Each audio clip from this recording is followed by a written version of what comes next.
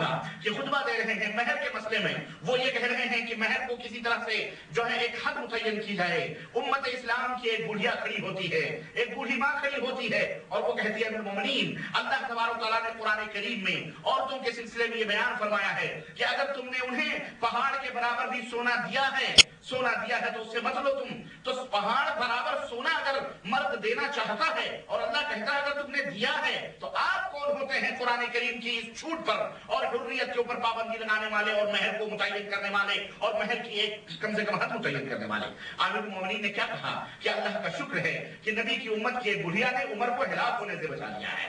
اس طرح سے ہمارے اسلاف کا طریقہ رہا ہے۔ تو میں نے عرض کیا، ہم نے ان قلموں کو، ہم نے ان ہونٹوں کو، ان زبانوں کو بوسے دیے ہیں جنہوں نے ہماری خطائیں بتلائی ہیں، اور دنیا کے سامنے ہم کھلی ہوئی کتاب کی طرح آج بھی یہ دعوت دیتے ہیں اور قیامت تک دیتے رہیں گے کہ اے دنیا کے لوگوں، اگر ہماری اصلاح تمہیں کرنی ہے تو رب کے قرآن سے کرو، محمد رسول اللہ صلی اللہ علیہ وسلم کے فرمان سے کرو۔ جھوٹے الزامات، جھوٹے بہتانات آج جو اہل حدیثوں کے اوپر، یا شروع سے ہی میں بتاؤں گا اس کی تاریخ، شروع سے اہل حدیثوں کے اوپر کچھ ایسے شرپسند لوگوں نے ان الزامات لگا کر کے ان کو دبانے کی کوشش کی ہے، اور اس کے اسباب اور اس کے وجوہات کیا رہے ہیں وہ میں بتاؤں گا۔ تعصب، ہٹ دھرمی، بدزبانی، خیانت، خرد برد، کاٹ چھان، اتہامات نہ ہمارا پہلے سے یہ شیوا رہا ہے اور نہ آج ہے، اور انشاءاللہ آنے والی نسلوں کو، ہم اپنی اولاد کو اور آنے والی نسلوں کو ہم یہی دعوت دیتے رہیں گے کہ اے اہل حدیثو، تمہارا یہ شیوا نہیں ہے کہ تم کسی کی باتوں میں خیانتیں کرو، کاٹ چھان کرو، خرد برد کرو، کسی کے اوپر جھوٹے الزامات لگاؤ۔ بات کرنی ہے ڈنکے کی چوٹ پر،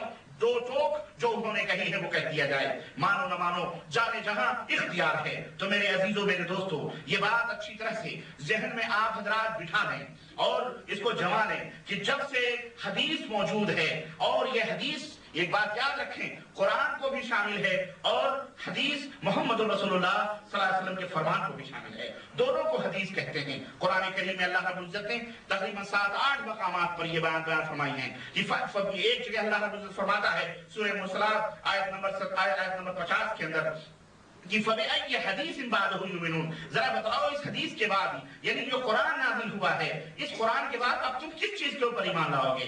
اللہ اسی طرح نبی کریم صلی اللہ علیہ وسلم نے معروف حدیث ہے جو خطبہ، جو علماء اپنے خطبہ مسنونہ میں ہمیشہ کہتے ہیں کہ نبی کریم صلی اللہ علیہ وسلم بھی ہمیشہ کہتے تھے، اور معروف حدیث پاک ہے فَإِنَّ خَيْرَ الْحَدِيثِ كَلَامُ اللَّهِ، سب سے بہترین حدیث، سب سے بہترین بات اللہ کا کلام ہے، قرآن کریم ہے۔ تو حدیث قرآن کریم کو بھی کہتے ہیں، اور حدیث محمد الرسول اللہ صلی اللہ علیہ وسلم کے فرمان کو، آپ کے عمل کو، آپ کے قول اور فعل کو، اور صحابہ کے ان اعمال کو جنہیں نبی کریم صلی اللہ علیہ وسلم نے سماعت فرمایا یا دیکھا اور اس کے اوپر خاموشی اختیار کی، جسے اصطلاح حدیث میں تقریر کہتے ہیں، اس کو بھی حدیث کہا جاتا ہے۔ تو یہ حدیث کی تعریف ہے۔ تو میرے عزیزو، جب سے قرآن و سنت موجود ہے، جب سے رب کی حدیث موجود ہے، نبی کی حدیث موجود ہے، تب سے اہل الحدیث موجود ہیں، اور حدیثوں کے اوپر عمل کرنے والے موجود ہیں۔ بولو موجود ہیں کہ نہیں موجود ہیں؟ ہاں، یہ موجود ہیں، یہ حقیقت ہے۔ رہا مسلمانوں کا وہ طبقہ جو قرآن و سنت سے دور اجتہادات، غلط قسم کے اجتہادات، باطل قیاسات اور رائوں کے اوپر عمل کرتا ہے، اور اہل حدیثوں ہی کے چند ائمہ کو چھانٹ کاٹ کر اپنی طرف منسوب کر کے ان کے اصول اور عقیدے میں اختلاف کرتا ہے۔ یہ بات ذرا دھیان سے سنی جائے اور اس پوائنٹ کو نوٹ کیا جائے، اور آپ حضرات اپنے ذہن و دماغ میں بٹھائیں۔ مسلمانوں کا ایک وہ طبقہ جو ائمہ اہل حدیث، چند ائمہ اہل حدیث کو کاٹ کر اپنی نسبت ان کی طرف کر کے ان کے اصول اور عقیدے میں اختلاف کر کے،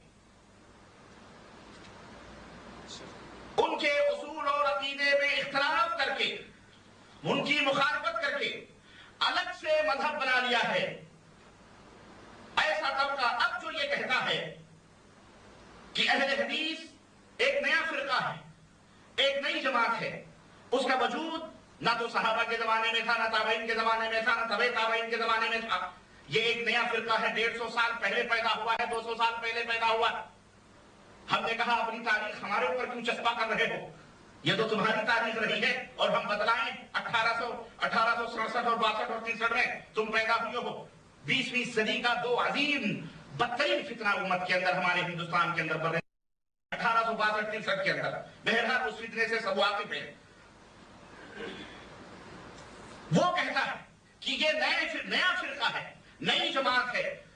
اس کا وجود صحابہ کے زمانے میں نہیں تھا، نہ ہی تابعین کے زمانے میں تھا، نہ تبع تابعین کے زمانے میں، نہ ہی اگلے مسلمانوں میں کوئی اپنے آپ کو اہل حدیث کہتا تھا اور نہ ہی کہلاتا تھا، نہ زبان سلف میں یہ جماعت موجود تھی، بلکہ یہ ایک گمراہ نیا مذہب، لا دین لا مذہب فرقہ ہے. یہ خارجیت جدیدہ ہے، یہ 5واں مذہب ہے. اور حد ہو گئی. ہم نے تو ایسے بھی لوگوں کی تقریریں سنی. ہندوستان کے اندر ایک نجس پلید نے یہ بات کہی کہ معاف کرنا، یہی جملے ہیں اس کے کیسٹ کے اندر، کہ معاف کرنا برا نہ لگے تو ایک بات کہوں کہ اہل حدیث نام سے کفر کی بو آتی ہے. اعوذ باللہ. یہ تعصب نے انہیں کہاں پہنچایا ہے. تعصب مذہبی نے، اندھی تقلید نے، بہت بڑے مناظر ہیں وہ. اور میری کیسٹیں آئی ہوئی ہیں، میں نے شیخ عطا کو دے دی ہیں، اس کو سننا. اس میں نے ان کی آواز ٹیپ کی. 5 کیسٹیں لایا ہوں. ہردہ سرائیاں،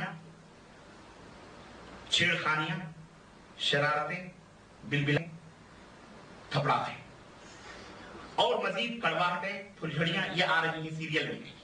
یہ میں بنا رہا ہوں. اتنی کیسٹیں ہیں میرے پاس. یہ علماء بھارت میں بولتے ہیں، پاکستان میں بولتے ہیں. اخوان وہ کیسٹیں ہم تک پہنچاتے ہیں، میں اس کو سنتا ہوں. اب اس کا جواب مانگا. میں کہاں تک ایک کا جواب. میں نے سوچا اچھا پلان. میں نے سوچا جس طرح کتابیں نقد کی جاتی، اب ان کیسٹوں کے اوپر نقد ہونا چاہیے. تو اب ان کو سنتا ہوں میں. جہاں ان کی حفاظ بکواس اور جہاں انہوں نے گالیاں گلوچ بکے، اس کو میں ریکارڈ کرتا ہوں، تھوڑے سے تبصرے کے ساتھ آپ کی خدمت پیش کرتا ہوں. فیصلہ آپ خود کرو. کون بدزبانی کرتا ہے، کون زیادتی کرتا ہے، کون گالی دیتا ہے، خود ہی دیکھ لو، سن لو. تاکہ اب آواز تو نہیں نا کوئی بدل سکتا. آواز تو ایک پروف ہے، کیسٹ تو ایک پروف ہے. تو وہ آئین نہیں ہے، آپ اسے ضرور لے لینا. معلوم ہے. میں آگے بڑھتا ہوں. اس طرح سے کہا گیا کہ کفر کی بو آتی. اعوذ باللہ. میں کہتا ہوں کہ ایسی بات کہنے والا یقیناً بلا شبہ تاریخ اہل حدیث سے نابلد ہے اور نہایت ہی اندھا آدمی اور نہایت ہی متعصب اور فرقہ پرست آدمی ہے.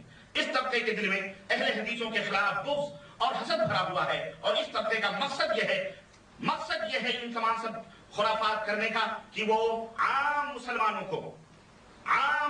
کو ان سے متنفر کر کے، اہل حدیثوں سے نفرت دلا کر، قرآن و سنت کی ہدایتوں اور ان کی خوشبوؤں سے محروم کر دے امت مسلمہ کو، انہیں قرآن و حدیث تک پہنچنے نہ دے.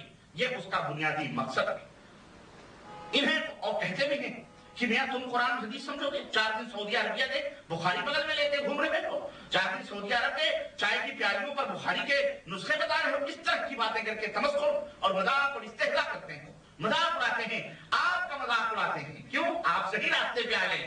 آپ پہلے ہدایت تحفے لے کے جاتے تھے، آج بخاری مسلم لے کے جا رہے ہیں. اور ان کو جلن ہو رہی ہے کہ پہلے کھانے کو ملتا تھا، آپ تو روٹی کے لیے بھی طرف جائیں گے. اگر اس طرح سے یہ تحریک آگے بڑھتی رہی اور لوگ کٹ کٹ کر کے اہل حدیث ہوتے رہے الحمدللہ، تو پھر تو ہمیں تو کہیں ٹھکانہ بھی نہیں ملے گا.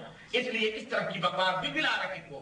اس کے لیے میرے عزیزو، اس طبقہ ضالہ اور گمراہ فرقے کے پاس مختلف ہیلے اور مختلف بہانے، مختلف ہیلوں اور بہانوں سے امت کا شکار کرتے ہیں. یہ مختلف انداز اور طریقے ہیں. کبھی اور اکثر وہ من گڑت قصے اور کہانیوں کا سہارا یہ طبقہ لیتا ہے اور کہتا ہے کہ دیکھو، اگر قرآن و حدیث کو سمجھو گے، ڈائریکٹ سمجھو گے، قرآن و حدیث سے مسئلہ لو گے، تو فلاں جیسا حال ہوگا جیسے اس کا حال ہوگا، جیسے ایک آدمی کا حال ہوا. اب اس کے اوپر کہانی، جیسے ہمارے ہاں لطیفے چلتے ہیں. لطیفے پہلے سردار جی لوگوں کے اوپر لطیفے بنتے تھے، نیچ طبقے کے لوگوں کے نام لے کر کے لطیفے بیان کرتے تھے. ایسے ہی وہ لطیفے چیستہ بناتے ہیں اور اس کے اوپر اہل حدیثوں کا وہ نام نہیں ہے، لیکن یہ دشمنی میں وہ نام دے کر کے ہمیں بدنام کرتے کہ غیر مقلد ہے. غیر مقلد تھا. واقعہ کیا بیان کرتے ہیں کہ ایک غیر مقلد تھا. وہ مطلب غیر مقلد وہی جو قرآن حدیث مانتے ہیں، وہ ان کے ہاں وہ غیر مقلد تھا. ہمارے ہاں نماز ہو رہی تھی، مسجد میں جماعت ہو رہی تھی. ہم امام صاحب نے سلام پھیرا تو دیکھا کہ وہ غیر مقلد اکیلے نماز پڑھ رہا ہے.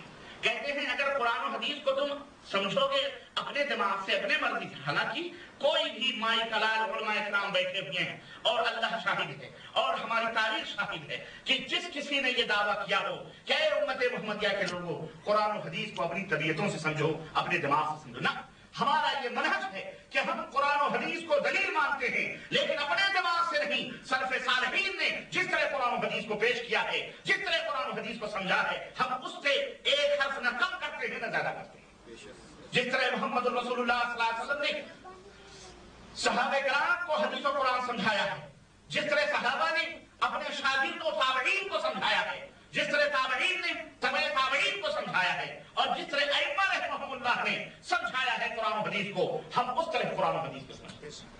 یہ ہمارا منہج ہے اور بالکل واضح ہے، دو ٹوک ہے۔ اگر اس کے علاوہ کوئی شخص ہمارے اوپر یہ الزام لگائے کہ اپنی منمانی قرآن و حدیث کو سمجھتے ہیں، اپنی طبیعتوں اپنے مزاج سے سمجھتے ہیں، تو یہ کفر ہے، ہمارے اوپر بہت بڑا بہتان ہے، اور سبحان اللہ سبحانک ھذا بہتان عظیم، یہ ہمارے اوپر ابتلا ہے۔ اللہ ایسے جھوٹوں کو ہدایت کرتا ہے، ہم ان کے لیے ہدایت کی دعا کریں۔ میرے عزیزوں، میرے بھائیوں، ہم اپنے مزاج، اپنے دماغ، اپنی طبیعتوں کو ہم نے کنٹرول کیا ہوا، ہم سلف صالحین کے فہم پر قرآن و سنت کو سمجھتے ہیں۔ ہم اپنی مرضی، اپنی منمانی قرآن و سنت میں نہیں چلاتے، اور منمانی کی اگر مثالیں دینی ہوں، ایک نہیں، یاروں نے ایسی ایسی منمانیاں کی ہیں علامہ والحفیظ کہ اگر میں ان کی داستان بتاؤں تو کافی ٹائم چاہیے۔ اس طرح انہوں نے قرآن و حدیث کو اپنی طبیعتوں سے سمجھا ہے، لیکن کوئی اہل حدیث کا بچہ اپنی طبیعتوں سے قرآن و حدیث کو اپنی منمانی نہیں سمجھتا ہے، نعوذ باللہ۔ ہم اس کو کفر سمجھتے ہیں، ہم اس کو خلاف سمجھتے ہیں اسلام کے۔ اسلام ہمیں نہ اس کی دعوت دیتا ہے، ہمیں اتباع کی دعوت دیتا ہے اسلام۔ البتہ اتنا ضرور ہے کہ ہم نے اللہ کے بعد ایک نبی، انبیاء جو گزرے ہیں وہ، اور آخری نبی حضرت محمد رسول اللہ صلی اللہ علیہ وسلم کے سوا کسی امتی کو ہم نے معصوم نہیں سمجھا۔ کوئی امتی معصوم نہیں ہے، بولو ہے، کوئی امتی معصوم نہیں ہے۔ ہم نے رسول اللہ صلی اللہ علیہ وسلم کے سوا کسی کو معصوم نہیں سمجھا۔ ہماری یہ خطا اگر ہے تو جو سزا دینا چاہو دے، لیکن اگر جو یہ عقیدہ نہ رکھے وہ باطل ہے، وہ کافر ہے، وہ مرتد ہے، وہ اسلام مسلمان نہیں ہے۔ کوئی بھی امتی میں معصوم نہیں ہے، ہر ایک خطا اور نسیان کا مرکب ہے، اس سے غلطیاں ہوتی ہیں، اور اس کو قرآن و سنت کے اوپر پیش کیا جائے گا۔ جس کی باتیں قرآن و سنت کے مطابق ہیں ہمارے سراخوں پر، جس کی باتیں قرآن و سنت کے مطابق نہیں ہیں، ہم ان کے لیے دعا کریں گے کہ اللہ ان کو ہدایت، ان کی غلطیوں کو معاف فرمائے جو ائمہ تھے، مجتہدین تھے۔